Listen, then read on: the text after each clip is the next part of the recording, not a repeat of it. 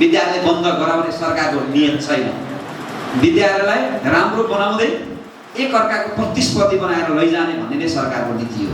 व्यवसाय सबैले गर्न पाउनुपर्छ। यो व्यवसाय भनेको त सेवा गरेर लिने व्यवसाय हो। यो नाफामुखी भन्दा पनि सेवामुखी व्यवसाय हो। त्यो कारणले गर्दा अहिले तपाईँहरू हात दिनु भएको चाहिँ सरकारले वैशाख 21 गतेबाट चाहिँ यो सञ्चालन गर्न लाग्यो, वैशाखको फी नलिने भयो भन्ने कुराहरूमा तपाईँहरू अन्डियो भएको छ, हुनुभएको छ। अहिलेसम्मको कुरा गर्नुपर्दा हामीले 15 गतेबाट भर्ना अभियान सुरु गर्ने भनेको चाहिँ सत्य हो, तर यो वैशाख महिनाको फी नलिने भन्ने कुरा चाहिँ आजसम्म निर्णय भएको कुरा चाहिँ होइन। वास्तवमा यो शिक्षाका निजी सञ्चालकहरू त अर्थतन्त्र र शिक्षा दुईटै पक्षमा जोडिनु भएको छ। तपाईँहरूलाई पनि प्रोत्साहन गर्नुपर्ने आवश्यक छ। तपाईँहरू शैक्षिक क्षेत्र र अर्थतन्त्र दुईटैमा काम गर्ने एउटा, अब यसलाई ठ्याक्कै प्रालितिर लैदिएको हुनाले व्यावसायिक भन्नु पर्यो। अहिले त पहिला प्रालि थिएन, पछि एउटा शिक्षा नियमले गर्दा निजी शैक्षिक सञ्चालन गर्ने साथीहरूलाई प्रालीमा लैदिएको छ। यसले तपाईँलाई व्यावसायिक पनि बनाएको छ। अर्थात् तपाईँहरू अर्थतन्त्रतिर पनि तपाईँहरूले चाहिँ एउटा महत्त्वपूर्ण भूमिका खेल्नुहुन्छ। अर्थमन्त्रीले भनिसक्नु भएको छ कि निजी क्षेत्रलाई चाहिँ हामी प्रोत्साहन गर्नुपर्छ भन्दै गर्दा तपाईँहरू पनि त निजी क्षेत्र हुनुहुन्छ। तपाईँहरू अर्थतन्त्रको मात्र होइन कि तपाईँहरू शिक्षाको पनि मेरुदण्ड हुनुहुन्छ।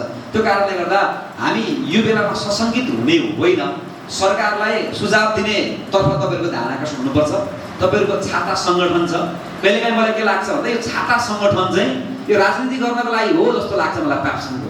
वास्तवमा प्याप्सनका साथीहरूको हक हितको लागि कहिलेकाहीँ तपाईँहरूको छाता सङ्गठन टाढा टाढा भएको हो कि जस्तो लाग्छ। तपाईँहरूको छाता सङ्गठनको नेतृत्व गर्ने मान्छेहरूले नै यो विद्यार्थीहरूको फी सिलिङभन्दा माथि लिइरहेका छन्। उनीहरूकै कारणले गर्दा सामान्य साना स्कुल सञ्चालन गर्ने तपाईँहरूलाई अप्ठ्यारो भइरहेको छ।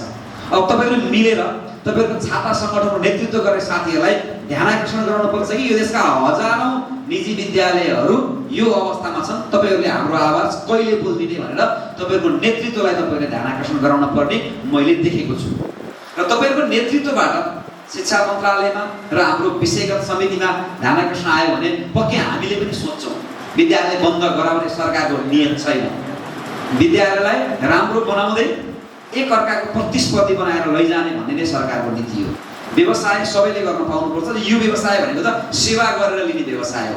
यो नाफामुखी भन्दा पनि सेवामुखी व्यवसाय हो। त्यो कारणले गर्दा अहिले तपाईँहरू हात दिनु भएको चाहिँ सरकारले वैशाख 21 गतेबाट चाहिँ यो सञ्चालन गर्न लाग्यो, वैशाखको फी नलिने भयो भन्ने कुराहरूमा तपाईँहरू अन्डियो भएको छ, हुनुभएको छ। अहिलेसम्मको कुरा गर्नुपर्दा हामीले 15 गतेबाट भर्ना अभियान सुरु गर्ने भनेको चाहिँ सत्य हो, तर यो वैशाख महिनाको फी नलिने भन्ने कुरा चाहिँ आजसम्म निर्णय भएको कुरा चाहिँ होइन। त्यो चाहिँ मैले तपाईँलाई जानकारी गराउन चाहेँ। र आउने 4 गते विषयगत समितिको म संयोगले भनौँ अथवा मैले माग पनि गरेको हो। मैले त माग त शिक्षा मन्त्रीको नै गरेको थिएँ। त्यो 25वटा मन्त्रालय भएको भए सम्भावना पनि थियो। मन्त्रालयको सङ्ख्या घटेको हुनाले चाहिँ त्यो क्याबिनेटभित्र चाहिँ म परिनँ। मलाई शिक्षा मन्त्रालय नभए पनि मलाई शिक्षा समितिमा चाहिँ राखिदिनु। मैले एउटा अनुभव, म संस्थागत विद्यालयदेखिबाट लिएर म सार्वजनिक विद्यालयसम्म पढाएको मलाई अनुभव छ। सायदै बिरलै हुन्छ मान्छेहरूमा यो अनुभव चाहिँ। म एउटा प्राइभेट स्कुलको शिक्षक हुँदै प्राइभेट स्कुल चलाएर म एउटा सार्वजनिक विद्यालयको र पब्लिक कलेजको क्याम्पस प्रमुख भएर अनुभव सँगालेको हुनाले मलाई शिक्षा क्षेत्रभित्रको सबै चिज राम्रोसँग मलाई थाहा छ। मलाई एकपटक चाहिँ त्यो मन्त्रालयमा काम गर्ने चाहिँ मौका दिनुहोस् भनेर पार्टीमा अनुरोध गरेको थिएँ। तपाईँले बुझिराख्नु भएको छ अहिलेको वर्तमान परिस्थिति। यो पार्टी ठुलो बनाउनलाई हामीले धेरै त्यागहरू गरेका छौँ। पार्टी सभापतिले त त्यत्रो ठुलो त्याग गर्नुभयो भने अब मैले किन त्याग नगर्नु भनेर मैले पनि अहिले अब शिक्षा समितिमै बसेर यो देशको शिक्षा प्रणालीलाई राम्रो बनाउने भनेर शिक्षा समितिमा माग गरेको थिएँ र मैले शिक्षा समिति नै पाएको छु। र त्यही अन्तर्गत वैशाखको 4 गते हाम्रो शिक्षा समितिको बैठक बसेर त्यो शिक्षा समितिको सभापति चयन गर्ने प्रक्रिया हुँदैछ र त्यो शिक्षा समितिमा हामी 27 जना छौँ। र तपाईँहरूको यो जुन ध्यान आकर्षण पत्र छ यो पत्र मैले त्यही शिक्षा समितिमा राख्दै आज तपाईँहरूबाट सुनेका जुन विषयवस्तुहरू छ यो तपाईँले मलाई सुनाउनै पर्दैन। यो तपाईँले भोगेको मान्छे हो। वर्षौँदेखिबाट म जुन स्थितिमा यहाँसम्म आएँ त्यो सबै मलाई थाहा छ। त्यो तपाईँले सुनाउनु पनि पर्दैन। मैले भोगेको मान्छे हो। मैले सम्बन्धित ठाउँमा चाहिँ म कुरा राख्ने पनि तपाईँलाई प्रतिबद्धता व्यक्त पनि गर्दछु। साथै यो निर्वाचनमा जुन तरिकाले तपाईँले भूमिका खेल्नुभयो, जुन मत मैले प्राप्त गरेँ त्यो मतमा तपाईँहरूको भावना मिसिएको छ। कतिपय देखिनु भयो होला, कतिपय नदेखिकन मलाई जुन सहयोग गर्नुभएको छ त्यसको लागि पनि म पाक्सन परिवारलाई एकदमै धेरै धेरै धन्यवाद पनि व्यक्त गर्न चाहन्छु। र तपाईँहरूको आवाज बनेर म त्यो सदनसम्म तपाईँहरूको आवाज पुर्याउने पनि प्रतिबद्धता पनि व्यक्त गर्न चाहन्छु। थुप्रै साथीहरू हुनुहुन्छ, यहाँ पाक्सनका थुप्रै साथीहरू हुनुहुन्छ। हामी कहिलेकाहीँ यो निजी र सार्वजनिक शिक्षालाई कसरी चाहिँ हामीले अगाडि बढाउने, जहिले पनि चासोको विषयमा रहने, जहिले पनि राजनीतिको एजेन्डा बन्ने, यो शिक्षाको चाहिँ निजी क्षेत्र चाहिँ जहिले पनि राजनीतिको एजेन्डा बन्ने गरेको छ। यसलाई चाहिँ अब एउटा सही तरिकाले चाहिँ व्यवस्थापन गर्नुपर्छ भनेर हामी छलफल गरिरहेका छौँ। र अहिलेको हाम्रो माननीय मन्त्रीज्यू पनि शिक्षा क्षेत्रमा अब्बल हुनुहुन्छ। महानगरमा प्रधानमन्त्री, महानगरको मेयर हुँदै गर्दा उहाँ महानगरको चाहिँ शिक्षाको चाहिँ एउटा क्षेत्रमा काम गरेको अनुभव पनि भएको हुनाले हामीले उहाँलाई सहयोग पनि गरिरहेका छौँ र एउटा निकास दिनुपर्छ जस्तो लाग्छ मलाई। सधैँ अन्यलता चाहिँ निजी क्षेत्रका साथीहरूलाई सधैँ अन्यलता, लगानी गर्ने कि नगर्ने, अब लगानी थप्ने कि नथप्ने, प्रत्येक वर्ष तपाईँलाई अन्यल हुन्छ। अब आउने वर्ष लगानी गर्ने कि नगर्ने, कति लगानी गर्ने भन्ने कुराको अन्यलता हुन्छ।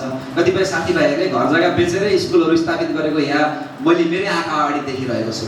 केही गरौँ भनेर तपाईँहरूले त्यो जुन मेहनत दुःख गरिराख्नु भएको छ त्यो मलाई राम्ररी थाहा छ। र सेवामुखी तरिकाले गर्नुभएको तपाईँहरूको यो लगानी डुब्न हुँदैन र बोर्डिङ स्कुल बन्द गराउने चाहिँ होइन।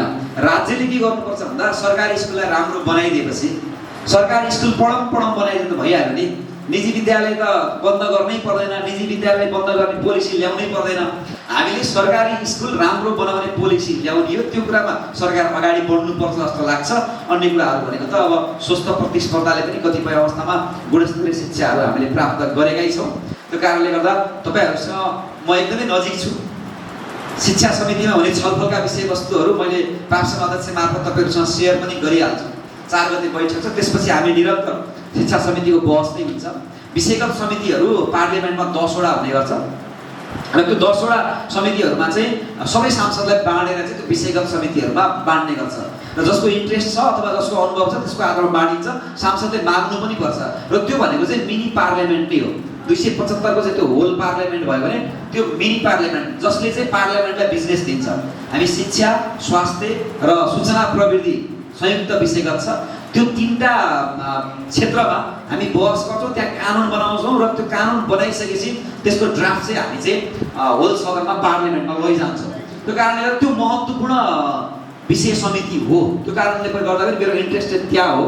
त्यहाँ हाम्रो बहस हुन्छ नीति कानुन बनाउँदाखेरि र त्यो बहसलाई चाहिँ त्यो विधायकलाई चाहिँ ऐनको रूपमा लैजाँदै गर्दा त्यहाँ हाम्रो विधायिका भूमिका महत्त्वपूर्ण हुने भएको हुनाले तपाईँहरूको आवाज पनि त्यो विधेयकमा समेट्ने गरी मेरो महत्त्वपूर्ण भूमिका हुनेछ भन्ने प्रतिबद्धता व्यक्त गर्दै यो कार्यक्रममा बोलाइदिनु भयो, सम्मान गरिदिनु भयो। जुन इतिहास जुन धरातलमा टेकेर आज म यहाँसम्म आइपुगेँ, तिनै साथीहरूको अगाडि म सम्मानित हुन पाउँदा म आफूलाई गौरवान्वित पनि ठानेको छु। यसको लागि म पाक्सन नवलपुरलाई धेरै धेरै धन्यवाद व्यक्त गर्दै मेरा भनाइहरू यहीँ अन्त्य गर्छु। नमस्ते, धन्यवाद।